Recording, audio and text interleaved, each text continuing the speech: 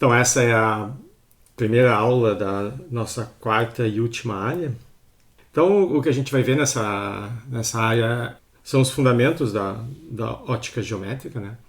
A ótica ela tem uma história muito antiga, mais de 2000 anos, já com o próprio Euclides, o cara que sistematizou e contribuiu bastante para o que a gente conhece hoje de geometria, né? E exatamente como existe uma relação muito próxima entre parte da ótica e a geometria, então, natural, que fosse ali os primórdios, né? Só que ali se pensava que a luz saísse dos objetos, né? Hoje a gente sabe que alguns objetos emitem luz, né? Como estrelas ou objetos como uma vela, uma lanterna, mas a maior parte deles, eles refletem a luz incidente, né? Então, o que a gente vai ver hoje é exatamente uma das leis que regem a ótica geométrica, que é a lei da reflexão. Então, na ótica geométrica, a gente trata a luz como se fossem raios, como se fossem linhas retas, né, independentes. Já na antiguidade, o pessoal se deu conta de que esses raios eram independentes, porque tu pode bloquear parte da luz que vem de um objeto, e se esses raios se movessem como uma coisa só, ao bloquear parte, a gente bloquearia toda a luz, né? Mas o fato de quando a gente coloca o anteparo parcial, isso só interrompe parte dos raios, mostra que de fato eles se movem independentemente um do outro, né? A gente tem a luz emitida por um objeto que reflete numa superfície e atinge o observador, né? Então a questão é: existem vários caminhos possíveis que esse raio pode fazer. Qual é o caminho escolhido, né? E já há 2000 anos atrás, o Herón de Alexandria, ele propôs esse argumento que a gente vai ver daqui a pouco, né, mostrando que o caminho que o raio de luz segue é aquele que minimiza o tempo. Então, além da lei da reflexão, né, daqui a algumas aulas a gente vai ver a outra lei importante para estudar o comportamento da luz como raios, que é a lei da refração. Então, ambas as leis elas se referem ao que ocorre quando um desses raios de luz ele encontra uma interface que separa dois meios com propriedades ópticas diferentes, né? Quando a gente fala em propriedades ópticas, basicamente a gente se refere a que a luz tem uma mudança de velocidade quando nesses dois meios, né? Muito parecido com o que a gente tem quando, né, por exemplo, no caso da refração, e a gente vai discutir esse exemplo em detalhe numa das próximas aulas. Se vocês trabalham como salva-vidas, tem alguém se afogando e vocês precisam alcançar essa pessoa e, obviamente, fazer isso no menor tempo possível, né? Só que a velocidade que vocês correm na areia é bem diferente da velocidade com que vocês nadam na água. Então existe um ponto ótimo onde vocês têm que escolher para entrar na água, né? Vocês podem mirar em linha reta na pessoa, ou vocês podem ir um pouco mais para frente dela, porque na areia vocês vão mais rápidos, né? Ou qualquer ponto ali no meio desses dois. Então, qual é o melhor ponto para a gente entrar na água para poder chegar na pessoa antes, né? E isso é o que vai estar por trás dessas leis, né? A gente vai ver que existe uma conexão entre o caminho que os raios percorrem e o tempo dessa trajetória. A gente consegue entender as duas leis, tanto da reflexão quanto da refração, em relação a esse tempo de trajeto. Então, a lei da reflexão. Então, nessas primeiras duas aulas a gente vai se deter só na reflexão. Então vamos ver em detalhe como que ocorre a reflexão, quais são as propriedades dessa luz refletida e como que a gente pode usar esses raios ou como a gente pode usar uma interface refletiva, né, e os raios que atingem ela para formar uma imagem. E que propriedades tem essa imagem. Então, o que a gente tem normalmente é um raio incidente, né? Ele, então, atinge o meu espelho, a minha interface aqui, e nesse ponto aqui, e é refletido, né? Então eu tenho uma nova direção. O que acontece, então, o raio, quando ele incide na superfície, ele faz um certo ângulo θ com a normal. Então a normal é uma linha que é perpendicular à superfície. Algumas superfícies, como essa desenhada aqui, que é uma superfície plana, elas têm uma única normal. Se eu pegar outro ponto aqui, a normal é paralela. Se eu pegar outro ponto, a normal é paralela. Se eu pegar uma superfície como essa aqui de baixo, que não é plana, que é rugosa, a normal ela precisa ser indicada em cada ponto, né? Então eu pego um ponto aqui, vejo qual é o plano paralelo à superfície naquele ponto, e a normal ela faz um ângulo de 90 graus. Outros pontos aqui vão ter normais com ângulos diferentes, tá? Se eu pego uma superfície curva, a normal aqui ela acompanha o raio. Tá? Então, dependendo da geometria da interface, eu vou ter normais diferentes. Então, como o processo de reflexão aqui é um processo local, né? Obviamente eu só preciso considerar a normal naquele ponto. Então, na verdade, o resto aqui da superfície não importa muito para esse raio. Claro que se eu tiver um feixe de raios, aí sim eu preciso olhar esse conjunto de normais, tá? Mas para enunciar a lei da reflexão, a gente discute o que acontece com um único raio. Então eu tenho três linhas importantes aqui: a linha do raio incidente, a linha do raio refletido e essa normal ortogonal à superfície. Então a primeira propriedade importante da reflexão é que essas três linhas elas estão no mesmo plano.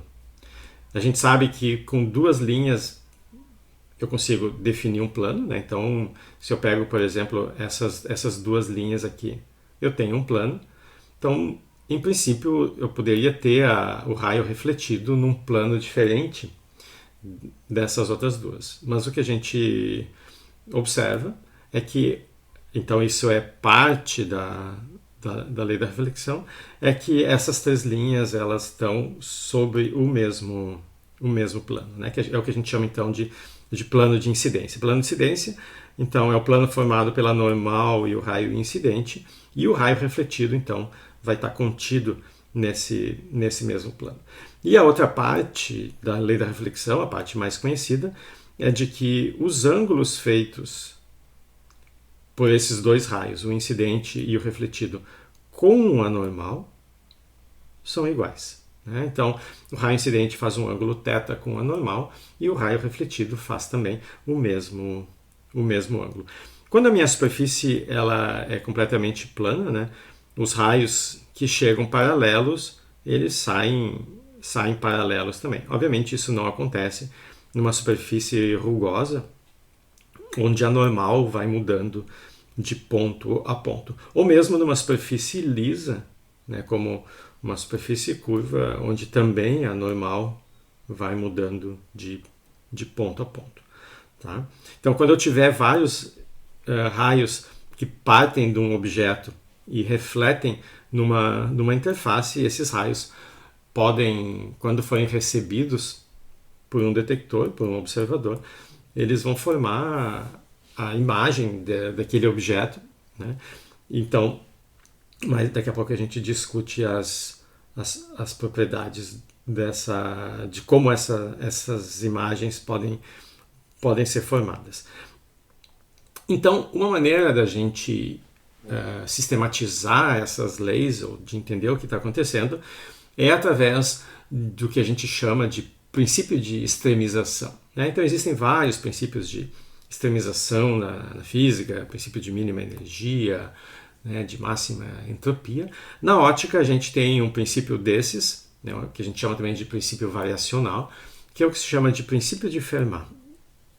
Então, o que o princípio de Fermat nos diz é o seguinte: se eu tenho uma trajetória da luz que vai do ponto A, né, até outro ponto, que a gente chamou aqui de ponto B, a trajetória que esse raio escolhe é aquele que minimiza o tempo de percurso e não necessariamente a distância percorrida. Tá? Isso é um pouco não intuitivo, da mesma maneira que é não intuitivo a gente usar o Google Maps ou o Waze, né? A nossa tendência, quando um desses aplicativos nos dá uma solução de caminho, é rejeitar essa solução se o caminho não bate com aquele que para nós é o menor caminho possível. Por quê? Porque o critério ali não é de minimizar o caminho, que é o que a gente tenta fazer automaticamente, mas minimizar o tempo de percurso. Então a gente sempre esquece de levar em conta o tráfego que pode ter nesse caminho, e que por isso a solução indicada não é aquela que minimiza a distância percorrida. Tá? Então aqui também. Então aqui o objetivo é minimizar o tempo. A gente vai ver que quando a gente fala de reflexão, minimizar o tempo e minimizar o percurso é a mesma coisa, mas na refração não. Tá? Por que na reflexão é a mesma coisa? Porque quando a luz reflete aqui na interface, ela volta e permanece no mesmo meio. Todo esse meio aqui, ele tem as mesmas propriedades. A velocidade com que a luz transita nessa região é sempre a mesma. Tá? Quando a gente tiver refração e a luz passar para o outro lado da interface, aí vai ocorrer uma mudança de velocidade e aí tempo e distância não são equivalentes. Bom, a primeira maneira da gente observar que o princípio de minimização do tempo vale aqui ou corresponde à lei da reflexão é por um argumento que foi feito há 2000 anos atrás pelo Herón de Alexandria, que a gente mencionou lá no início, né? Aqui. Então, essa demonstração geométrica é o que a gente pode ver nessa figura. Então, o problema é escolher onde é o ponto P, né? Porque eu posso ter trajetórias diferentes indo de A a B, e cada uma delas vai ter um ponto diferente onde o raio é refletido na superfície. Então a pergunta é: onde eu coloco esse ponto P, onde ocorre a reflexão, de tal maneira que o tempo percorrido é o menor possível?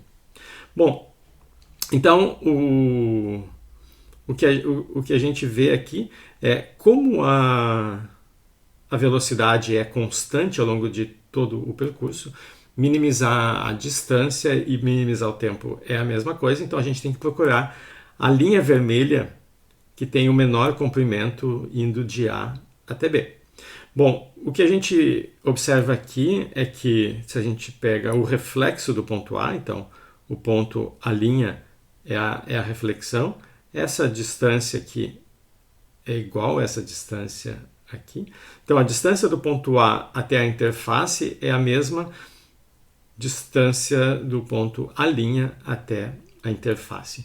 Ou, né, se eu pego a distância do ponto A até o ponto P, a gente representa assim, isso aqui vai ser igual à distância do ponto A' até o ponto P. Tá? Então, eu não sei se vocês conseguem ver, mas eu tenho aqui uma linha pontilhada indo do ponto A' até o ponto P. E essa linha pontilhada, que está aqui mais ou menos, ela tem então esse mesmo tamanho. Então, o que a gente quer minimizar é esse comprimento aqui. E isso então é a mesma coisa que minimizar esse comprimento aqui. E obviamente a gente vê que esse comprimento aqui ele é mínimo quando a linha que une a linha IP é reta. Então esse aqui é o ponto que nos interessa, é aqui que vai acontecer a reflexão, e nesse ponto aqui a gente vê que esses ângulos são iguais, então se eu, né, esses ângulos aqui são iguais, então se eu traçar a minha normal, a linha vai estar aqui, né? Esses dois ângulos aqui vão ser iguais também. Tá?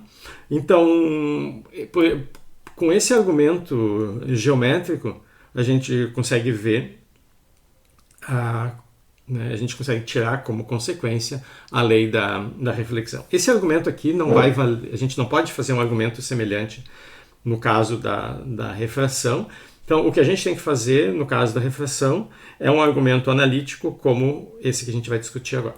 Tá? Então, eu posso obter o mesmo resultado anterior, né, de fato pensando no problema como um problema de extremização. Então, só para colocar nomes nas quantidades aqui, então de novo eu tenho o meu ponto A, o meu ponto B, e um raio que sai do A reflete aqui na interface e chega ali no ponto B. Tem algumas coisas que são fixas nesse problema e outras não. Então, o que muda? O que muda é o desenho da linha vermelha, né? Porque eu posso escolher outros pontos onde essa linha vai refletir na interface, e a distância do ponto onde toca aqui a interface e a vertical aqui do ponto A é o que a gente chamou de x. Tá? Então eu pego aqui o ponto onde ocorreu a reflexão, e essa distância aqui eu chamo de x. A distância aqui da projeção do A e do B é o meu Dzinho, então o complemento aqui é D menos x. Então D é uma constante, a distância horizontal entre A e B é uma constante, a distância do A até o espelho Azinho é outra constante, a distância do ponto B até o espelho, o Bzinho, é outra constante. Então A, B e D são constantes, mas o ponto onde toca aqui pode mudar, então x é a minha variável, e o tamanho desse segmento e o tamanho desse outro segmento também vão mudar à medida que x muda. A gente chama o comprimento aqui do raio incidente de LI, o comprimento do raio refletido de LR. E os dois dependem de x. Se eu souber onde está x, eu sei quanto é que vale o LI e o LR. Da mesma maneira, eu sei qual é o ângulo que o raio incidente faz e o ângulo que o raio refletido faz. Tá?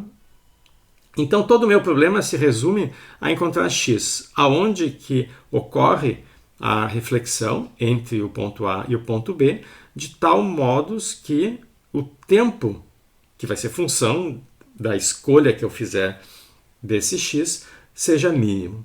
Tá? Então, eu tenho que escrever esse tempo em função de x, derivar igual a zero, etc. Então, esse é o caminho que a gente faz. Então, o tempo de um percurso vai ser a distância dividido pela velocidade, né? Velocidade é distância pelo tempo, então tempo é distância pela velocidade. O tempo para ir de A até B é o tempo para ir de A até esse ponto, mais o tempo para ir daquele ponto até B, que é o que está aqui. Então, o tempo para percorrer o segmento LI vai ser LI sobre V. E o tempo para ir da interface até o ponto B vai ser o tamanho desse segmento, que é o LR dividido por V. Isso nos dá, para um determinado x, o tempo desse percurso. Bom, esse V que aparece no denominador é uma constante, eu posso botar em evidência, e aqui em cima, né, eu vou ter o LI e o LR escritos em função do x. Então, se eu olho esse triângulo retângulo, a hipotenusa, que é o nosso LI, vai ser a raiz de a ao quadrado mais x ao quadrado, que é o que está aqui, e esse comprimento, que é o LR, vai ser a hipotenusa desse outro triângulo, então vai ser a raiz desse lado aqui ao quadrado, b ao quadrado, mais d menos x, que é o tamanho do outro lado, ao quadrado. Tá? Então, usando aqui o fato de que eu tenho esses dois triângulos retângulos, eu consigo escrever o tempo em função das constantes, que são a, b, d e a própria velocidade aqui no meio, e a única variável aqui em vermelho é o ponto que eu escolho, x. Tá? Então eu tenho uma função razoavelmente simples. Se eu quiser saber então qual é o valor de x que aparece aqui e aqui, que minimiza o tempo, eu tenho que derivar igual a zero. Tá? Aqui, na verdade, a gente só vai mostrar que o tempo é um extremo. Então, lá nas notas de aula, a gente calcula a derivada segunda e mostra que essa derivada segunda, quando eu tenho um mínimo, né? O que acontece com a derivada? A derivada, à medida que eu me aproximo do mínimo, ela vai aumentando. Ela primeiro é bem negativa aqui, quando eu chego perto do mínimo, ela está bem perto do zero, e depois que eu passo do mínimo, ela é positiva. Então, o comportamento da derivada é de ir aumentando. Ou seja, quando eu tenho um mínimo, a derivada segunda ela é positiva. E a gente mostra lá nas notas de aula que, de fato, se eu pegar essa expressão aqui e derivar de novo, eu vou... a gente consegue ver que ela é sempre positiva. Então, esse extremo que a gente está calculando aqui, de fato, corresponde a um mínimo. Né? Então, eu tenho que pegar essa função t de x e calcular a derivada, depois igualar a zero.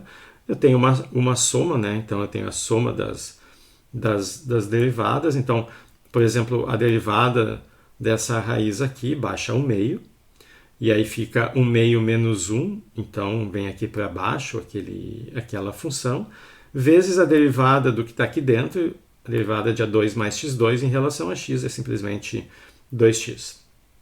Mesma coisa eu faço para esse segundo termo aqui. Então, de novo, vai baixar o 1 meio, o termo com a raiz vem aqui para baixo.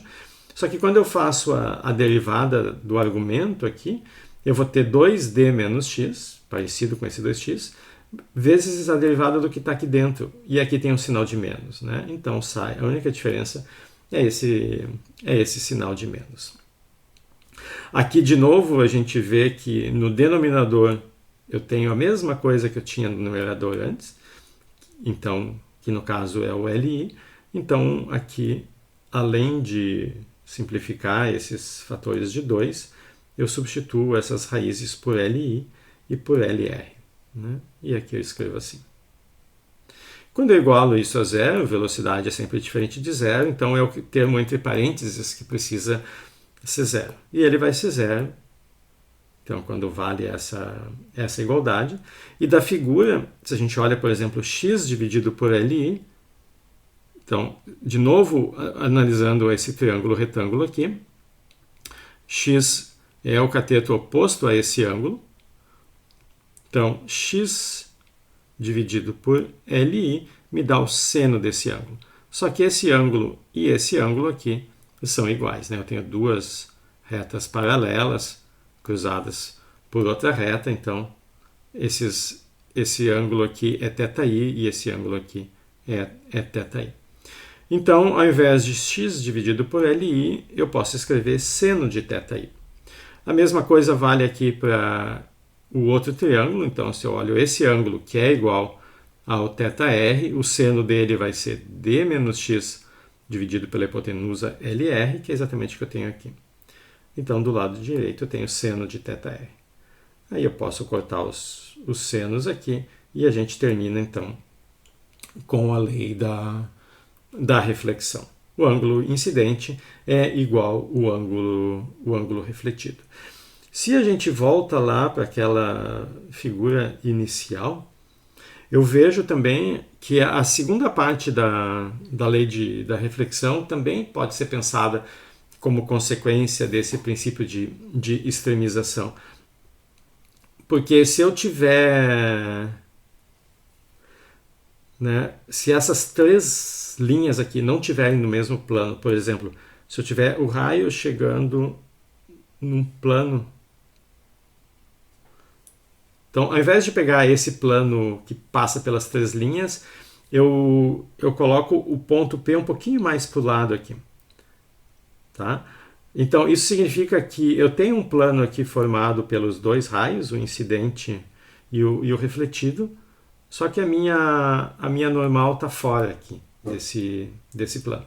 Mas claro que se eu pego esse ponto P aqui, que não está no mesmo plano, essa trajetória aqui, somada com essa, ela vai ser maior do que aquela que está nesse plano aqui. Né?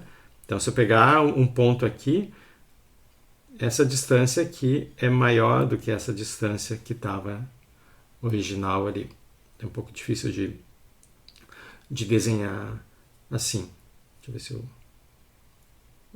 Aqui não dá zoom. Bom, tá? Mas, então, se eu ficar, mesmo obedecendo a igualdade dos ângulos, né? Então eu posso, ao longo dessa reta aqui, eu posso pegar outras trajetórias. Todas elas vão ter ângulo de incidência igual ao ângulo de reflexão. Só que quanto mais longe eu pegar aqui, maior vai ser essa distância. Aqui vai me dar a trajetória que vai me dar a menor distância, vai ser aquela onde o ponto esse corresponde a uma normal no mesmo plano que os outros dois raios. Tá? Então, essa outra parte aqui da lei da reflexão também está contemplada no princípio de Fermat da minimização do tempo. Como é que a gente usa, então, essa reflexão para formar imagens? Então, o primeiro que acontece quando o nosso objeto, então, esse objeto, então, ou ele emite luz ou ele está refletindo luz, para nós não importa. O que importa para nós é que os raios saem desse objeto e atingem a superfície refletora. Em cada um desses raios aqui obedece à lei da reflexão. Então, para um observador que estiver recebendo aqui, então um olho recebendo esses raios, é como se essas linhas tivessem se originado nesse outro ponto aqui, que parece estar atrás do espelho. Então esse ponto é o que a gente chama de imagem aqui do meu objeto. Se o objeto é um ponto, a imagem também vai ser um ponto. A menos que o espelho tenha defeitos e distorça, né? Mas esses são efeitos que a gente não está analisando aqui. Bom, como os raios saem aqui do meu objeto, a gente diz que ele é um objeto real. Mais adiante, quando a gente estiver estudando lentes, e quando eu tiver mais de uma lente, ou mais de uma interface, pelo menos, é possível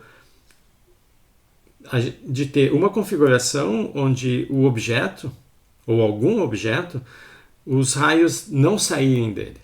Tá? Então, é possível existir objetos virtuais. Mais adiante a gente chega a isso. Mas no caso dos espelhos, os objetos aqui vão ser sempre, pelo menos de um único espelho, esses objetos vão ser reais. Então, a gente diz que essa distância aqui, que não é S, mas é o que a gente chama de O, e essa distância aqui não é O, mas é o nosso I. Então, essa distância O aqui, a distância do objeto até a interface, ela é, pela nossa convenção de sinal, positiva. Objetos reais vão ter distâncias positivas. As imagens vão ser virtuais porque elas vão estar dentro do espelho e esses raios que são detectados aqui pelo observador, eles não estão saindo da imagem. É como se eles estivessem, mas eles não estão. Tá? Então, essa nossa imagem é virtual e a convenção de sinal diz que a imagem virtual ela corresponde a uma distância negativa. Obviamente que os raios, como eles são simétricos, né? Se o meu objeto tivesse aqui, esse raio faria o mesmo trajeto invertido aqui. Então, a mesma distância que esses raios precisam viajar no sentido inverso para convergir aqui no ponto O é a distância que eu tenho, que é a que eles precisam percorrer do lado de dentro do espelho para formar a imagem. Isso faz com que essas duas distâncias aqui, em módulo, sejam iguais. De novo, em módulo, porque pela convenção de sinal, elas têm sinais opostos, né? O objeto de um lado, a imagem do outro lado do espelho. Quando o nosso objeto não é mais um ponto, ele tiver uma extensão, então agora eu tenho aqui um objeto que tem um certo comprimento, esse comprimento a gente chama o H do objeto. Antes o H do objeto era zero, porque era um ponto.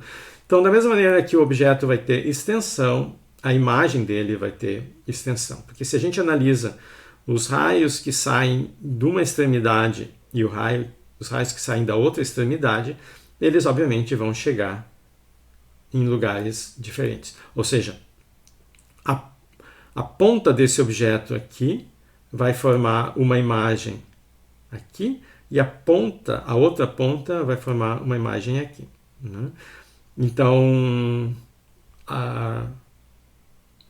obviamente, todos os outros pontos do objeto vão se formar no meio do caminho e esse objeto é reconstruído completamente do outro lado.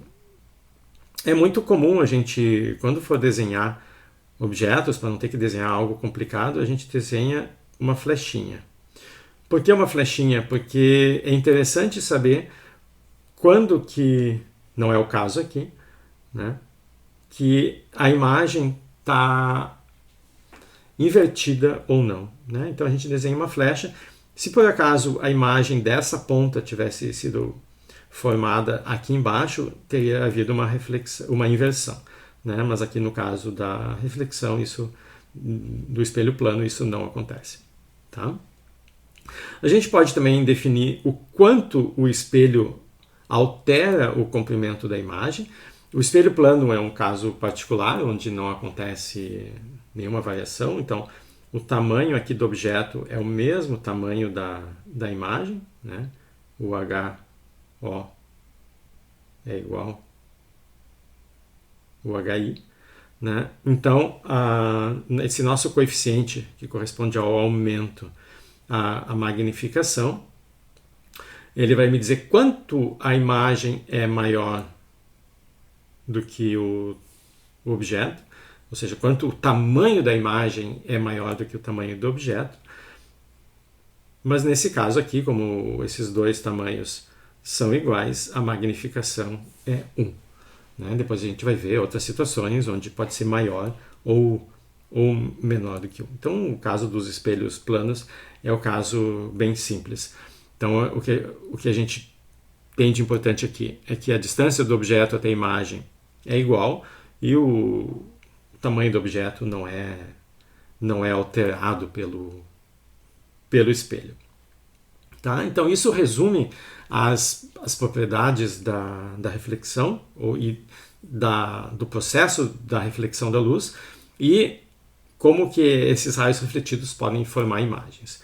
Né? Então, algumas aplicações da lei da reflexão vocês encontram em jogos. Né? Então, aqui eu tenho uma imagem do Minecraft com um mode que faz reflexos e sombras. Tá? Antes que perguntem, eu não jogo. Tá? Mas meus filhos jogam, então eu vejo isso bastante. Então, isso aqui é uma imagem onde eu tenho a reconstrução dos raios de luz. Né? Então, eu tenho superfícies, objetos que emitem luz. Esse objeto aqui tem luz própria e eu tenho a luz que vem do lado de fora. E essa luz reflete nas interfaces e atingem aqui o nosso olho. Né? Então, para fazer jogos, para fazer animações, para fazer efeitos especiais, a gente usa uma série de algoritmos que calculam o traçado da luz a partir das fontes aqui, né? Desenham um conjunto grande desses raios, e a partir das propriedades refletoras das interfaces, né? Então eu posso ter um objeto aqui que recebe a luz e absorve completamente, não reflete, então ele vai parecer escuro na imagem, e outros objetos ou outras superfícies que são bastante refletoras e vão formar, né, uma imagem bastante realista aqui da minha fonte. Né? Então eu posso construir todo esse padrão de o que vai estar iluminado, o que vai estar sombreado, a partir do conhecimento das leis da ótica e das propriedades, né, dessas interfaces aqui do ponto de vista de reflexão. O quanto elas são boas ou más refletoras. Então isso aqui é uma aplicação bem conhecida da ótica geométrica. Outra aplicação a gente conhece quando analisa o que acontece quando eu tenho múltiplos espelhos. Né? Então, quando eu tenho múltiplos espelhos, o fato de que um espelho reflete o outro, eu vou ter múltiplas imagens. Né? Então, quando eu tenho um espelho que está sendo refletido por outro, né? Então esse aqui é o meu objeto, ele vai ser refletido, eu vou formar um espelho lá do lado de dentro do meu primeiro espelho. E se eu considero agora esse aqui como objeto e olho esse aqui, esse espelho formou a sua imagem ali dentro. E a imagem do espelho também é um espelho. Então, esse espelho aqui, que é a imagem desse aqui, ele vai pegar a imagem desse objeto, né? Tá aqui o objeto, tá aqui a imagem, e vai formar ali dentro uma imagem da imagem. Né? Essa outra imagem aqui do meu objeto também vai ser refletida e vai formar outra imagem.